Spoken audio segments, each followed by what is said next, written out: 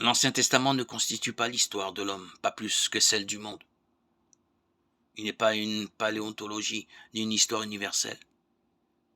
C'est par une aberration à peine concevable qu'on a pu imaginer la Bible donnant une véritable description des origines. Cela aurait été un invraisemblable miracle, parfaitement inintelligible au lecteur. La théologie biblique a encore bien à faire pour traduire en formule à notre usage tout ce que la Genèse nous dit et nous affirme comme réel, dans sa langue largement symbolique. Nous croyons que le dessein de Dieu, dessein d'amitié avec l'homme, son image et sa ressemblance a été brutalement contredit.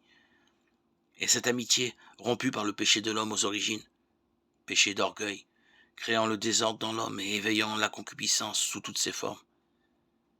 Mais ce dessein Dieu ne l'a jamais renié, et la clé de tout le passé de l'humanité se trouve dans le patient et inlassable effort de Dieu, fidèle et miséricordieux, pour renouer avec l'homme, par toute une série d'alliances, dont la plus décisive est celle qui est liée au nom d'Abraham. Celui-ci était destiné à être le père, grâce à sa foi, d'un peuple dont le rayonnement s'étendrait un jour à tout l'univers.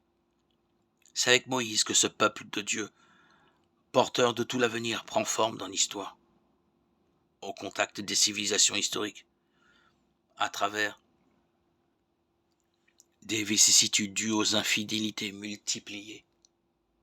Puni, pardonné, le peuple de Dieu s'achemine vers l'heure du Christ et, en lui, de la nouvelle et éternelle alliance.